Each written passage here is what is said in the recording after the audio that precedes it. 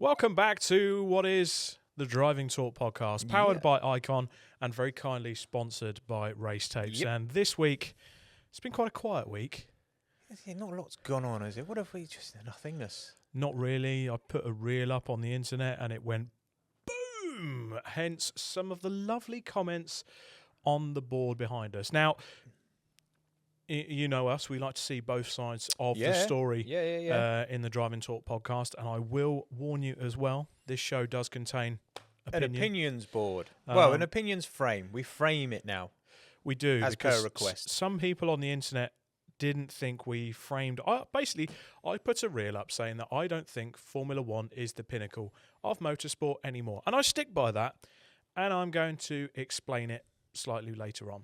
But we have got the board here full of lots of lovely comments on there. We've got extra squirts from Team Morwin referring to what I referred to, the extra power down the straight, a bit of extra squirt. I don't know what Team Morwin could have been referring to. Clearly he's a bit of a pervert. Mind in the gutter. Definitely mind in the gutter. Fab, cry more chubby.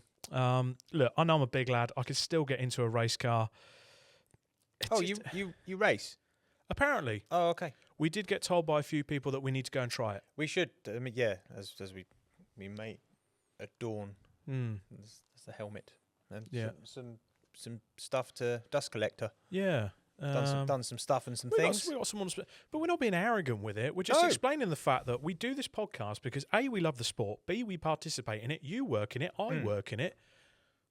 We'd like to give a view. There's a lot of podcasters out there that haven't worked in the industry that actually give a good view and they're well researched. Yep. So the problem is with this new, and it is in particular with this bloody Drive to Survive generation, I will say it because I don't watch Drive to Survive. Another comment was, well, clearly this person watches Drive to Survive and doesn't know about the NERA formula. You hate it, don't you? You don't like it at all. No, I don't like Drive to Survive. And I'm presenting at Snetterton in a few weeks for the British Racing and Sports Car Club. Those out there that just watch Formula One. It's part of the lower formulas of UK British motorsport and has got some top-class racing talent in it. They won't make it to Formula One, but I tell you what, they are just as talented, I think, some of those drivers. Absolutely brilliant drivers out there. Just because you didn't make it to Formula One doesn't mean you're not a bloody It's not just about the driver. driving, though, is it, dude? It's about everything. Everything to go with Formula One. I mean, I worked for McLaren for a few years, so I think I'm pretty qualified in talking about motorsport. Yeah. And even the motor industry. I've been in it for 20 years. No, you're just dating yourself now, mate. I know. And this one as well goes out to Darius that called me a fat paedophile, mate. Do better. Just do better with the comment. I was bored with that comment. I like a bit of wit, a bit of, je ne sais quoi. If you're going to abuse me, do it properly. If you're just going to send out crap like that, well, that doesn't get my goat up. Just that doesn't even give you a semi, does it? No, not at all. Do better. Do better. At least at least send it in a letter. Make the effort. Post it. Yes, well, we touched on that with in the old supercars days. Yeah, when they would get death threats and threats through the door when it was a good old Ford versus Holden. We should go back to that. So I'm not going to take your comment unless it's posted to us. So post it to Sandown somewhere. Sandown Motorsport, care of Scott. I'm not qualified to do this, Evans. And we'll take your thoughts from there. Yeah. We'll put some up on the wall. So the Wall of Fame. The Wall of Fame. Now, the Formula One circus went from Australia to China. It did indeed, yep. We had a sprint race. We did have a sprint race, but first of all, the news was rumbling around the paddock. We kind of suspected it was going to happen. April is basically going to be Formula One free. Yeah, we did is it Saudi Arabian and Bahrain Grand Prix. But they were going to be either postponed or cancelled, and there was rumours of Mugello, Portimao maybe being thrown in there as a replacement. Yeah. But they've seen it as we'll just take a month off essentially, which isn't a bad thing. I think there's going to be quite a few powertrain engineers breathing a massive sigh of relief at this. Yeah, I do. Because they have now got an extra month of development. Yeah, they need it. Yes, they do need it. Honda definitely need it. But we had a sprint race, we had a race, and I'm still convinced that F1 is no longer the pinnacle of motorsport. Hasn't been for a while. In your opinion? In my opinion. Oh, yeah, okay. So F1 hasn't been the pinnacle of motorsport for me, and it's simply because, and it was referring to the powertrain. Now, the racing has been, the chassis themselves and the way they work and the aero and everything will create good racing. And my belief is if you paired those with a power unit that is A, reliable, and B, doesn't lose you about 50 to 70 kph down the end of the straight, as they were doing at China, and the broadcast were very good in the race of making sure it wasn't broadcast. I agree with you on that. The audio was also doctored, and you can see the graphic kind of froze. The graphic froze. Quite. Yeah, they had some problems. Yeah, they were playing the game. They were playing the game, but I don't agree with you entirely that it's not the pinnacle. Formula One will always be the pinnacle of motorsport. It's not just about the drivers. I get it, and I agree with a lot of things. And you know what? A lot of the comments that came back to that reel did, a few of them agreed. And a few of them did say, right, we're done, we're away. But a lot agreed with you as well and did say, look, it is the pinnacle in terms of engineering, excellence, all of this. It's the whole thing with Formula One. Formula One, for me, will always be the pinnacle of motorsport because, essentially, it's not just the drivers, it's the cars, the engines. So much technology has come from Formula One into our road car use. Mm-hmm. And sports cars. But F1 for a long, long time has been the main protagonist for bringing these technologies into our road cars. Okay. It's always attracted big manufacturers. Not all the time and not all at the same time, I'll grant you that. But it's attracted them, whether that be engine supplier, chassis help with it, or things like Ferrari who are essentially paid to be there. Right, so it's always got the top class of drivers in it, in my opinion. Okay. The circuits have to be at a phenomenal level in order to hold the race. Mm-hmm. And it's the show, it's the circuits, it's everything that goes along with it. Would I pay to go watch one? No, probably wouldn't. No. I'd rather go watch something like Le Mans, Indy 500, Daytona 500. I'd rather pay and go and watch some BTCC races. Because it's not accessible for the likes of ourselves anymore. It's the elitist sport, and it's the elitist show, which is I say the elitist sport. It's the elitist part of motorsport. Exactly. A lot of motorsport, we don't make bones of the fact you need wedge to go racing. Yeah, it doesn't matter what you race. You need some form of disposable income to go racing. Now, that might be disposable income to go and pop yourself into a hire kart. Daytona or Team Sport or wherever you go and do that, or you might have the amount of disposable income that you can go and do a much higher level of motorsport, like buying Aston Martin. Yeah, but this is what's driving the more enthusiastic, long-standing fans away, is the fact that they're just being completely priced out for a start, and it's deferring a long way from what was the purest sort of form of motorsport, the screaming V10s, the V12s, the V8s. Now we're into. But even a turbo engine like the 80s, I think you can have WEC, and this is part of my argument why it isn't the pinnacle. I don't get how they fucked up on this power unit so badly when WEC have, as you pointed out, just after I made my point in the last episode, WEC have nailed it. Yeah, they nailed it. They've nailed it. I think it's the rules that were brought in to try and keep certain manufacturers in and entice people like Audi into the sport. Right. These are why these rules are essentially there. Yep. You're always going to have a big difference when we have a big rule change. Every single time there's a big rule change, there's lots of people talking about this, people for and against. And again, the choice that people made were, bloody hell, it's one race in. I get that. No, I do get it. And I must admit, I've enjoyed it. Now, I've enjoyed watching the racing, especially when you go back to, say, the Chinese Grand Prix, the main Grand Prix. Yep. The part of the circuit where Lewis had a crack at Leclerc, that was nothing to do with power unit. That was Lewis racing. That wasn't on boost. That was nothing. That was just instincts racing. That was good. Then you go into the big battery part of the race down the straights and the big overtakes. And you see George Russell come out the last corner and he absolutely blasts past Lewis. All on the power. It's artificial. That was the annoying thing. Is it better because there's more overtakes? Yes. Are they refined enough yet? No. No, they're not. Not even close to being. Is it adding some excitement? The fact that we're now getting less reliability because we've been so used to so much reliability for so long. So there's pros and cons for it. I know you don't enjoy it and you don't see it as a pinnacle anymore because of the amount of battery saving that needs to go on and the management of the systems that needs to go on. We had this a long time ago, though, remember, with the tyres. The tyres were the factor that they had to be, and you had to get... And tyre management was a big thing. What year was it that Kimi Räikkönen managed to win Australia? What was it, 2013, 14? Yeah, in the purely through tyre management. Yeah.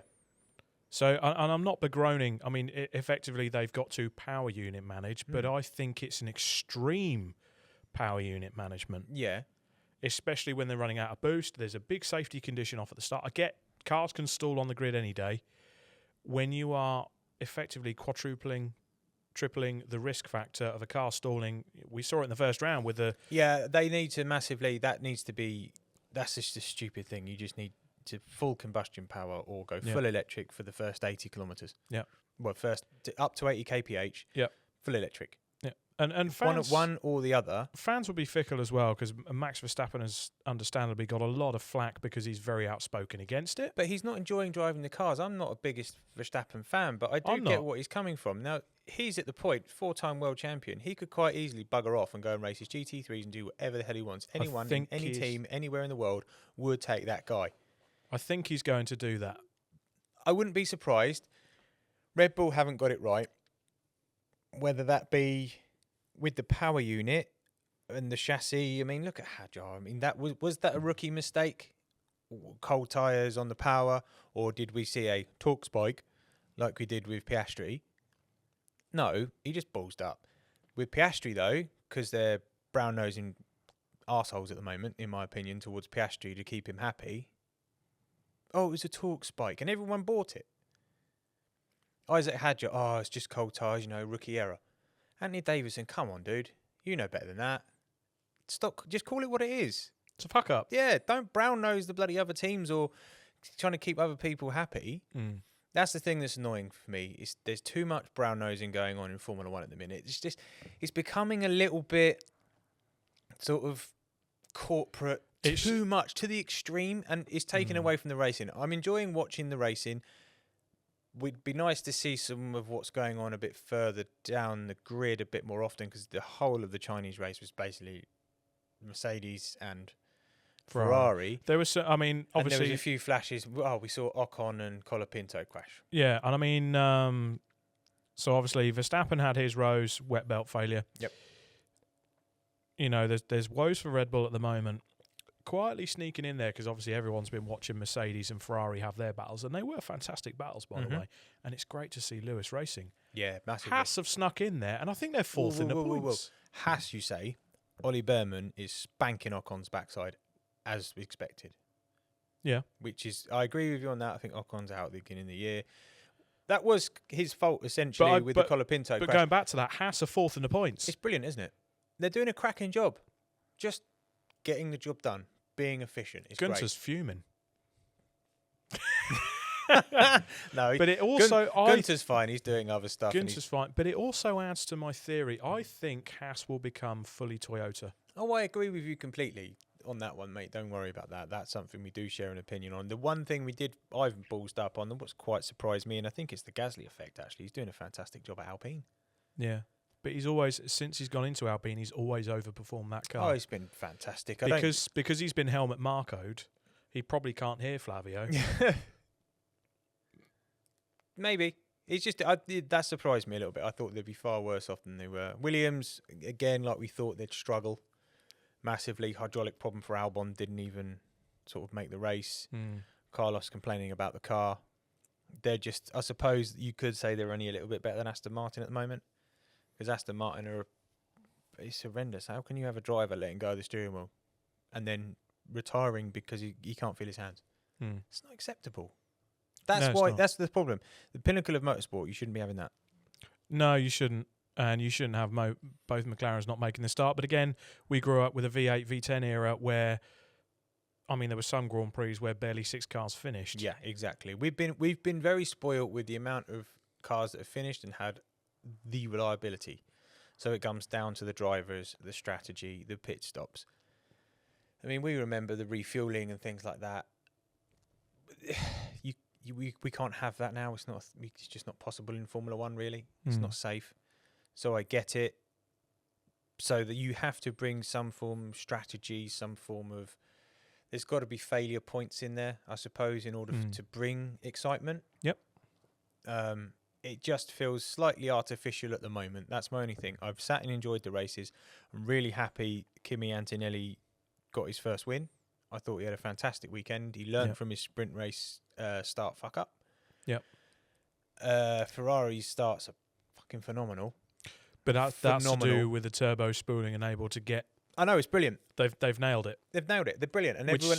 But then it comes down to a comment like George Russell said, where he said about when he was asked about it, and he said it's the same as what Christian Horner said to Toto: make your fucking car better. Then all the other teams, they've complained, but they need them all to agree. The Ferrari cars, powered cars, have all gone. No, we're happy with it. Leave it as is. Yeah, no change.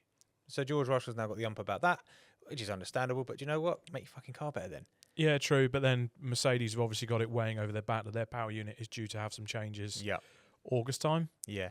So I think there's probably a bit of backdoor politics going on there as mate, well. Formula One is just politics. Let's be honest. It attracts those type of people. It is that kind of sport.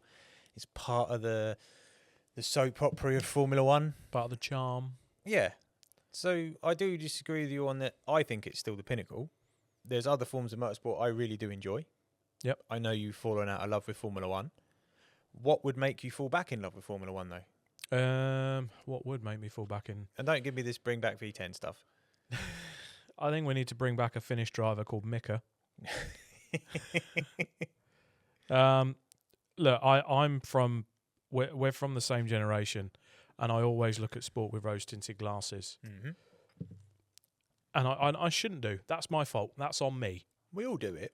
We all do it.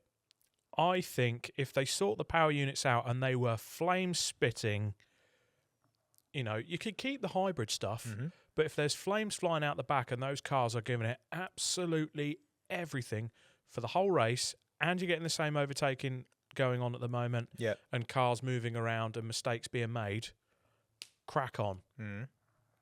They just need to. It's so much lift and coast. It's essentially lift and coast, isn't it? Just charging this battery will probably much. And you know what? Get rid of some of the tracks as well.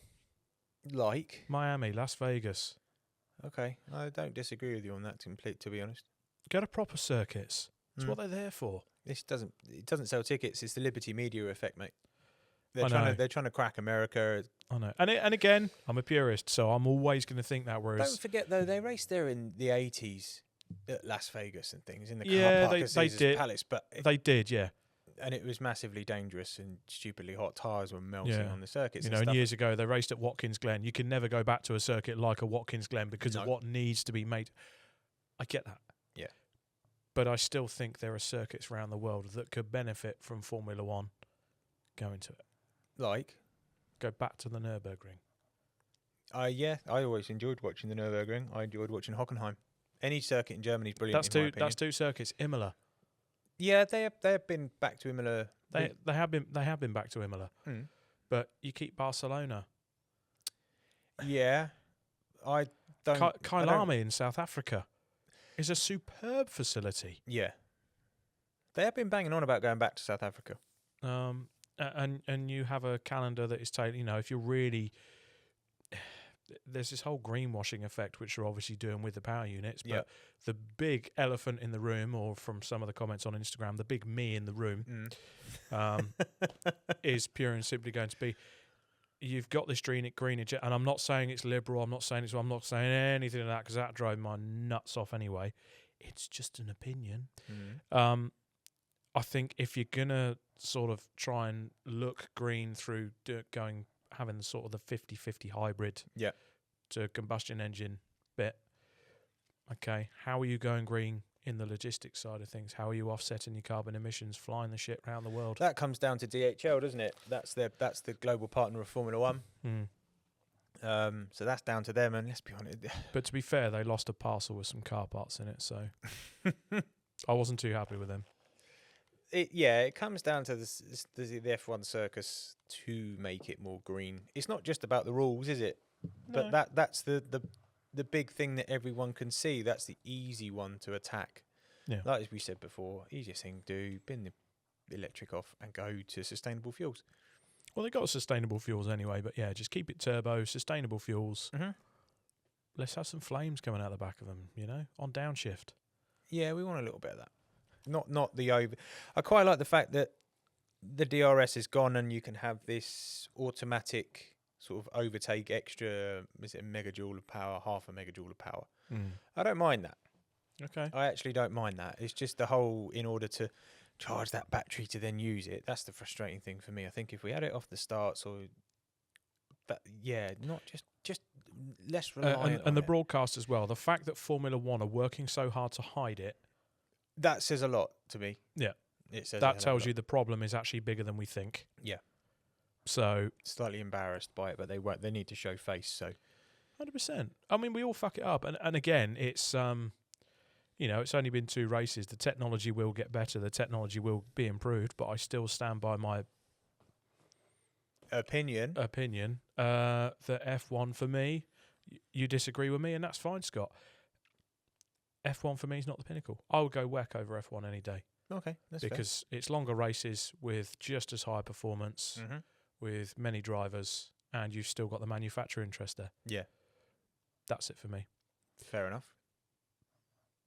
But I think one answer that came to me quite a lot was the WRC, and I agree with them as well. And one thing that I would compare with WRC, so obviously everyone knows, if you are a world rally driver, you are absolutely brilliant to get to that level. Oh, phenomenal. You're a bloody good driver. Yep. They tried the hybrid. Yeah. And then they ditched it. Yeah. Didn't work. They got rid of it.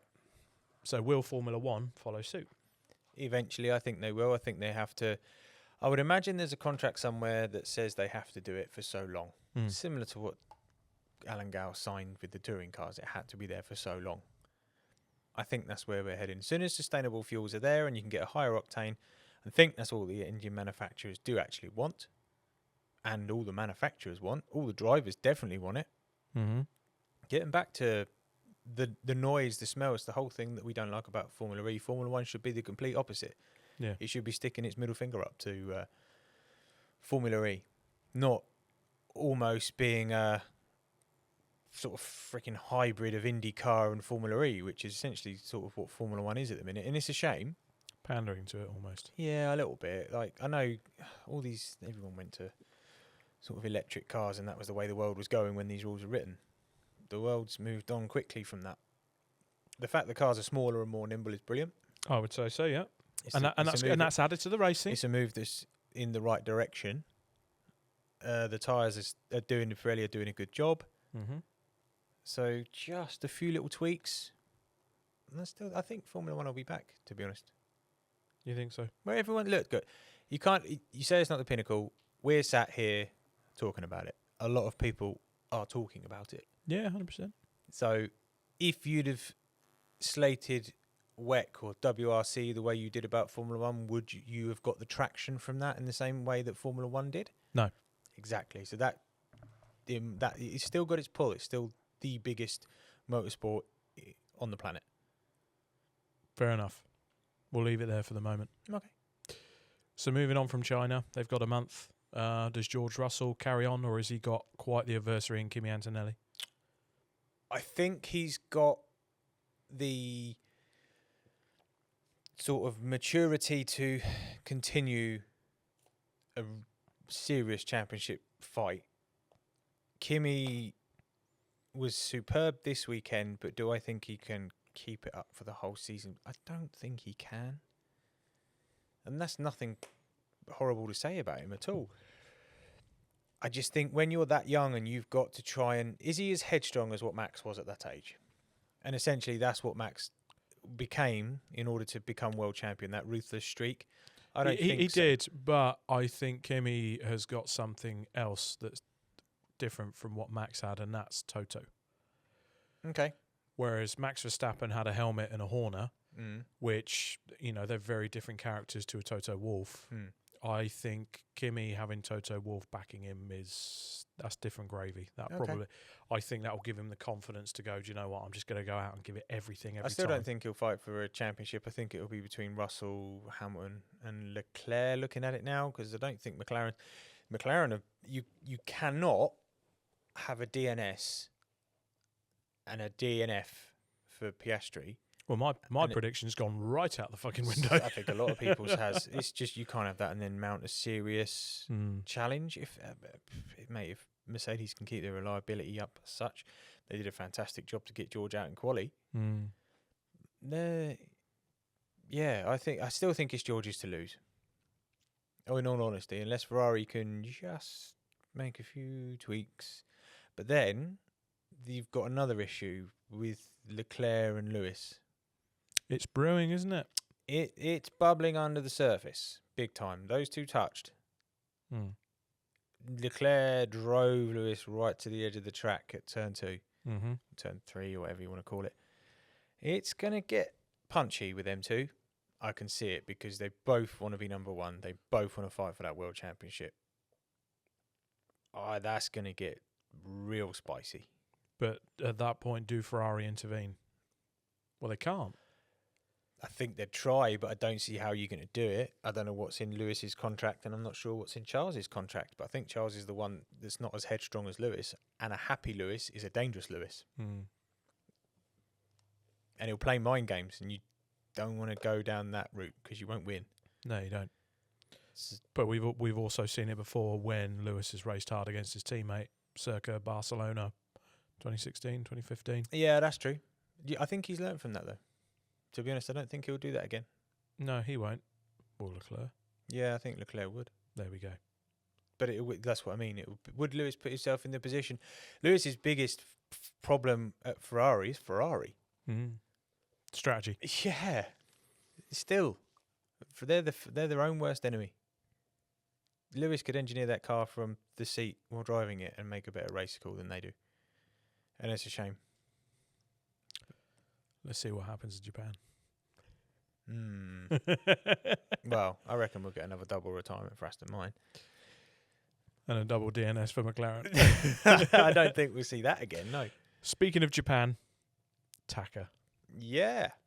Taka, the WRC, the Safari Rally. What a rally. Everyone's calling it Rally Kenya. It's the Safari Rally. Just call it what it again, rose-tinted glasses. A couple of episodes ago, we spoke about the WRC and I spoke about Taka Katsuta, Toyota driver, perhaps being behind Ogier and Solberg. Well, this was the rally. He got his chance. Yeah.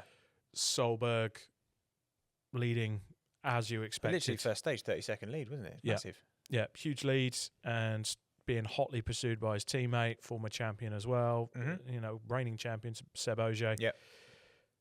And he thought, here we go again. And I think it was after the first day, it was Toyota 1, 2, 3, 4, 5, Yep. as expected. And then carnage. Absolute carnage. But it's what the Safari Rally is all about. Yeah. It is the toughest rally ever. Yep. Ever. And it's famous for, the fancied cars normally dip out and you always have the unfancy winners. I'm going to hark back to a Mark 1 Focus of Mr. McRae, his third ever rally, and the Mark 1 Ford Focus's third ever rally, and he won the Safari Rally because he knew what it took to win it. Yeah. And for Taka to win his maiden WRC victory, so it's been a weekend of maiden victories. Yep.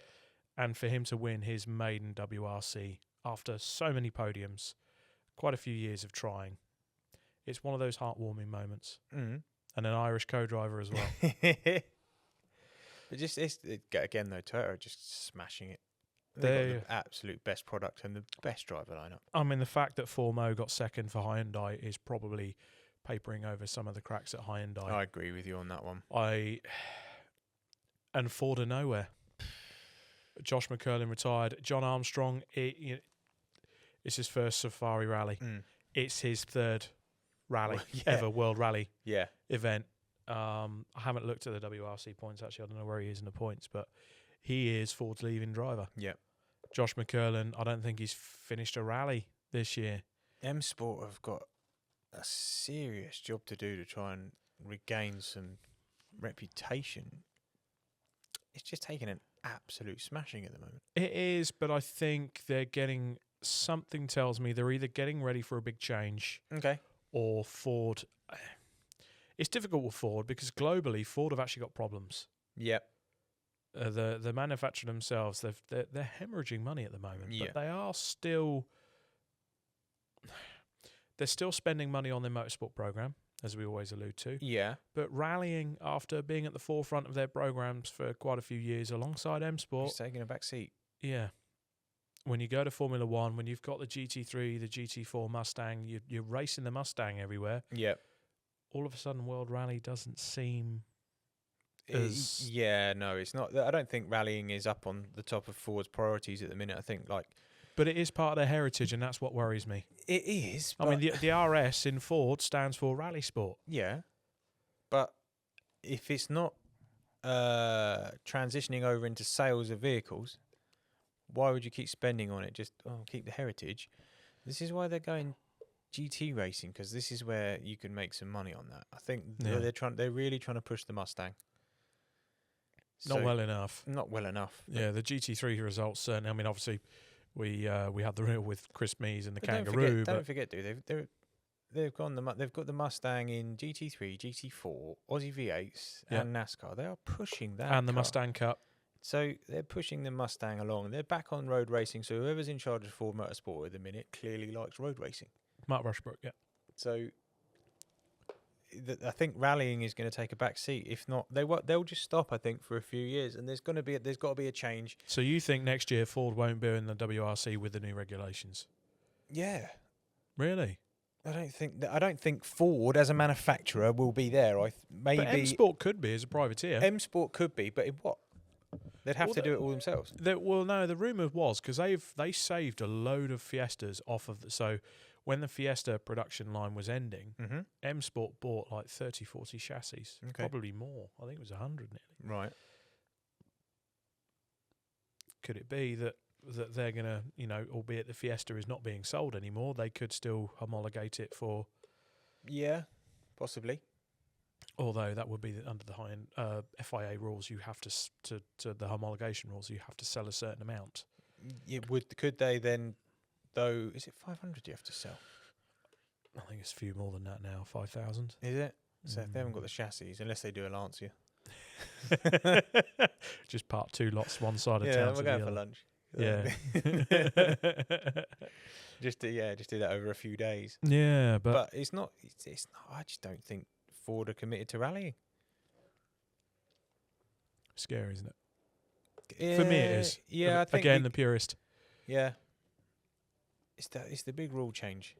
But I will say, I mean, John Armstrong finished quite low down. He did hit his share of problems, and Josh McCullin has, unfortunately, he just suffered too much damage as well. But John Armstrong is a rally driver for the future.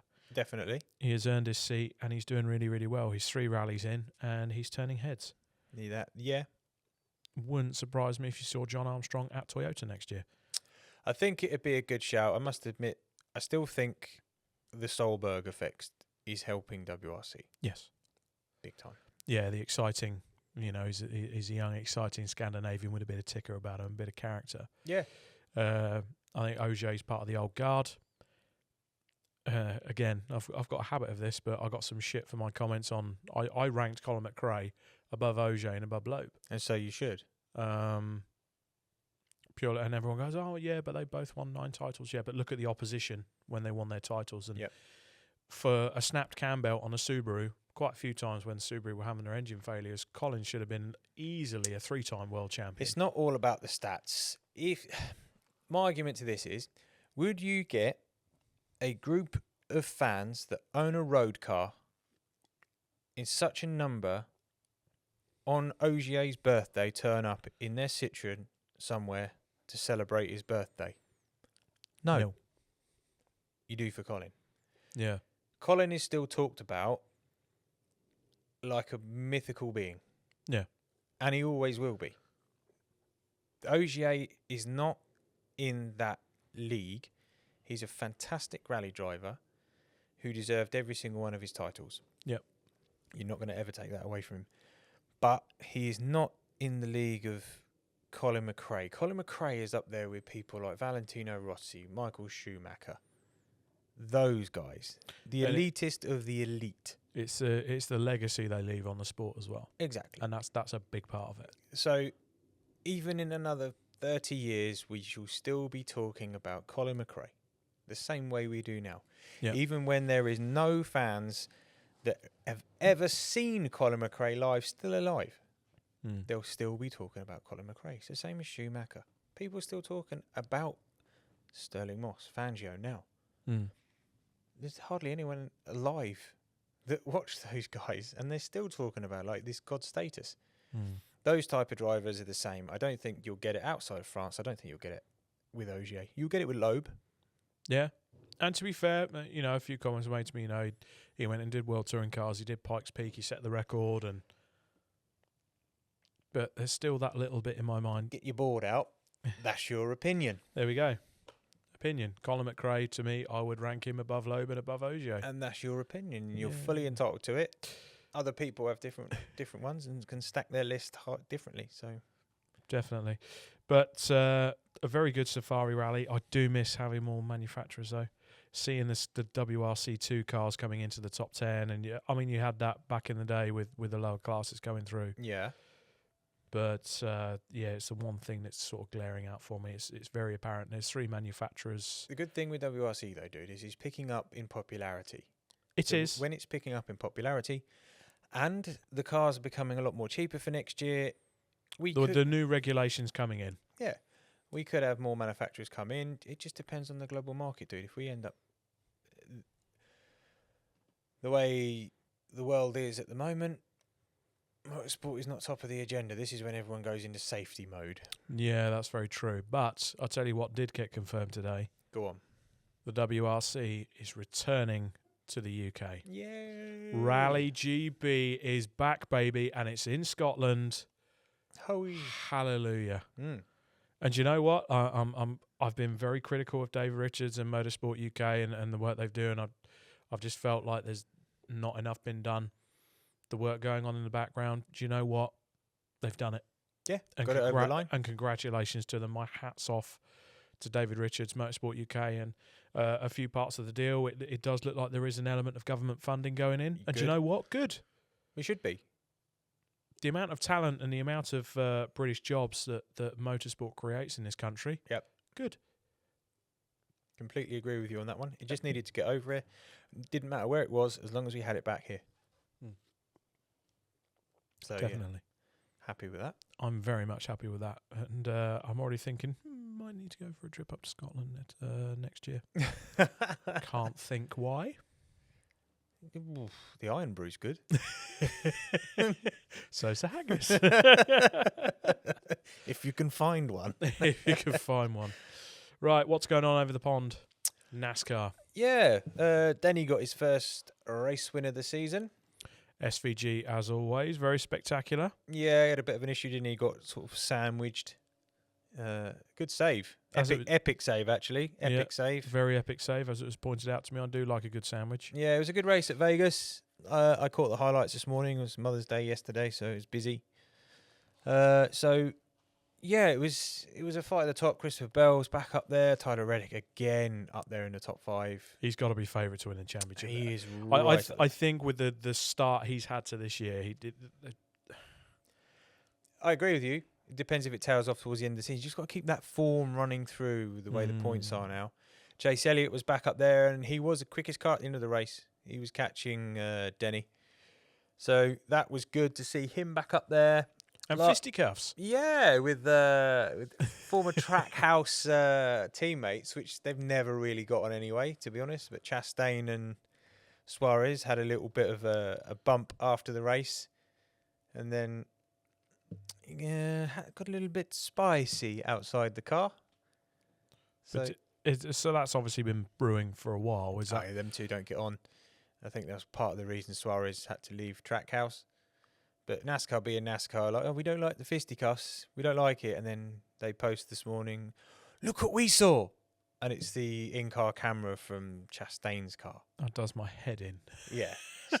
If they're going to fight, just let them fight. We love it. Yeah. But it seems to be Vegas. It's always Vegas. I think there's a little bit of spiciness brewing between Kyle Busch and Kyle Larson. Because Larson ran Busch up and put him in the wall a little bit. And the radio message was, go tell the number 5, actually, I'll fucking do it. Yeah, Carl's not enjoying that 8 car at the minute. No. So I think he's getting a little bit tetchy. They're not doing a good enough job at RCR really to give him the equipment. I'm not the biggest fan of him, but he's a hell of a driver. Mm. And you want to see an RCR car. They haven't been up there for years. They're kind of still stagnating, and it's, not great, really. They should be up there fighting. Especially when you got like the Trackhouse have come in and doing a fantastic job. Mm. With the Chevy as well. So, yeah. That was pretty much from what I can take of that, to be honest with you. And on the UK scene, it's been quite a mixed bag of news, but we have got cars on track. We had our first club meeting of the year, MSV, at Snetterton. They had their one-day meeting, which was effectively the MSVT element of it. So they had the KAs, the Miatas, Track Day Trophy and Championship. And do you know what? Looked at a few of the results, was listening to TSL, listening to the commentary going on. The one thing that I want to look at and point out, we've been worried about grid numbers. Yep. This is the first weekend of the year. Obviously, the season is just beginning. So this weekend coming up, which you'll obviously hear in the next episode, Barker out. Yep. I'm pretty sure CMMC are. The season has starting to open up, and this weekend there is a lot more motorsport starting and making their debuts. I think we've got 3 weeks until, was it 3 weeks? Until the like, it seems to be the 11th and the 12th is like the official kickoff. That's the big kickoff. We've got 1 or 2 meetings first. Yeah. And this weekend there's 2 or 3 club meetings going. Like I said, Bark have got their big meeting. Yeah. But I think I was really encouraged to see. I mean, the KA's had 30 odd cars. Yeah. Track Day Championship, Track Day Trophy between 25 and 30, and the Miatas look in really good health as well. So at the moment, start of the season, cars are on the grid. Yeah. Good numbers. That's the first meeting. That's the first club that have kind of showed their hand and what they're doing. Let's see how this continues throughout the rest of the year. But I'm really encouraged by that. Yeah, I've noticed as well. One of the other ones I do keep a track on is GT Cups. I think GT Cups Media Days tomorrow, so that'll be on the Tuesday as we're filming on the Monday. They've got quite a big grid this year. From dwindling, there's quite a number of new entrants, first time entrants, new cars. So that should be good. That's quite good in my opinion. Very much so. Yeah, I quite enjoy watching the GT Cup. It's sort of more club racery in terms of the British GT. So pretty much. It's quite a good feel in that paddock, but it's just something I've noticed this week. More British touring car news confirmed. We called it. Yep. First of I all, think a lot of people called it. Yeah. First of all, LKQ Euro Car Parts have confirmed that they are sponsoring 2 of the 3 PMR Audi saloons. Yep. And do you know what? Ada Moffat is the teammate to Dexter Patterson, so I can only assume that they will be the 2 LKQ cars. Yeah, I think you're right on that one. WSR have still been testing 3 cars. Yeah, they're at Brands ready for tomorrow. 3 cars. Tuesday again. So they've got a lot going on. Obviously, Alliance Racing have been out testing their Focus. The Focus saloons, the Turkish one. Yeah, and there's quite a nice YouTube video out on those cars and how they put them together. And if I didn't realise, I thought it was a fresh car build. No. And it's interesting, isn't it? Really brilliant. They basically cut the arse end out of the hatch, which is great. Why build something brand new when there's nothing essentially wrong with it? Just improve the aero that you've got from the existing car. It's brilliant. I found that fascinating and cost effective. Yeah, because effectively what they probably have done is gone straight to the factory wherever and gone, I need X, Y, and Z body bits. Away you go. No, that was really, really interesting. I enjoyed that. So, yeah. We're getting close, aren't we? We are getting very, very close to the race season starting. I'm just waiting for a gearbox back for mine. Not going to be out for the first round of the Modified 4s because obviously I'm at Brands Hatch with the C1s. Yep. Spoke to Robin. We've got just about 20 entries so far. Still a few weeks to go on the entries. Is that a good entry for Brands, I think? I'd say so. I think so, especially as 10 more cars and it'd be a fantastic entry, and they are due to come in. Yeah.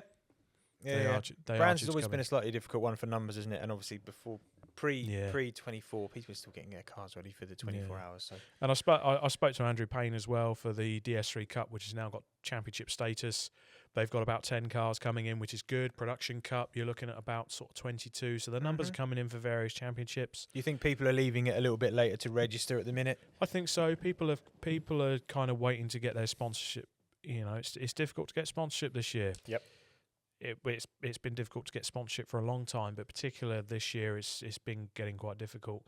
And a lot of the PAYE racers are trying to scrape everything together. The real, to me, the real litmus test would be to see how the grids are around August, September time. Yeah. Because if you're involved in a championship and you're not in the championship fight and it's costing you a lot of money, are you going to just go, do you know what? We'll just duck out and save our money for next year. Yep. Or will you then see, you know, cars get damaged, they can't afford to repair them, etc., etc. So you see cars dropping out that way. We'll see.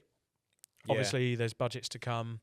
We've got to see how this Iranian conflict resolves itself. Yep. Obviously, fuel prices have now rocketed. Yeah. 160 at the pump just to fill up with diesel at Tesco in the work van. 38% of that is still duty. Yeah. Thanks, UK government. Yeah. So, let's see. I'm hopeful. I'm trying to be positive.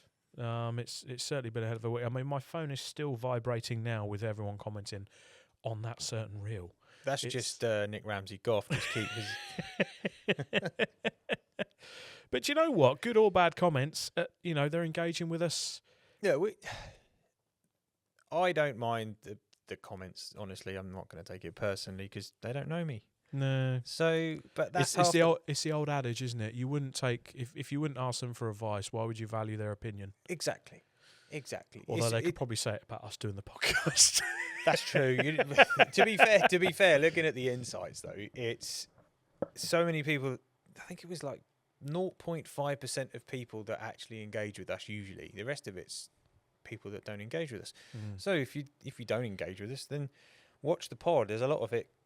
If you've actually watched the pod, listened to the podcast, the rest of that clip was the other part of the story. Well, the other part of the discussion, the opinion. So have a listen to the pod. Definitely. That's the only thing. We've all got opinions. We're happy to hear everyone else's opinions. We listen to other people have opinions on motorsport, and there's an opinion for everything out there at the moment.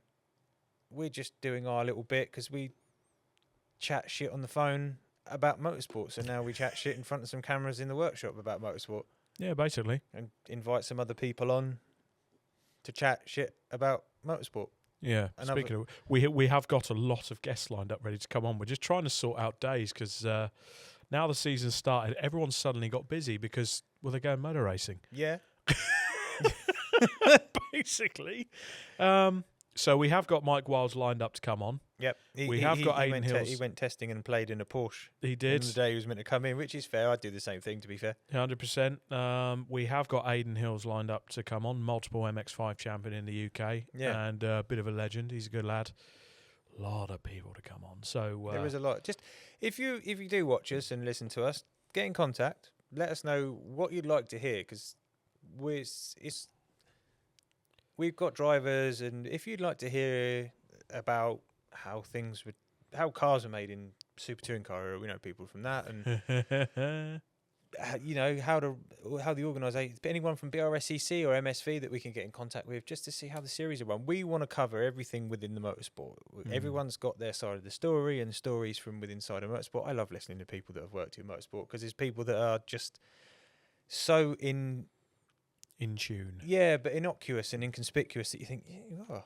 Yeah. You know, I mean, it comes from people with tiny little workshops and sheds to people that with massive places. So, yeah, I love listening to people that have done in motorsport, but like you, me, chatting shit to other people. It's interesting, isn't it? Definitely. Yeah, stories keep everything in tune.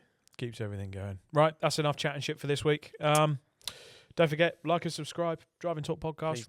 We're on Facebook. We're on Instagram. We are on TikTok. We're probably going to go on some other platform. I'll find some platforms soon. Somewhere. Only flabs. Why not? I've been Robert Lewis. This has been Scott Evans. It's another episode of the Driving Talk Podcast. We'll see you next week. See you later.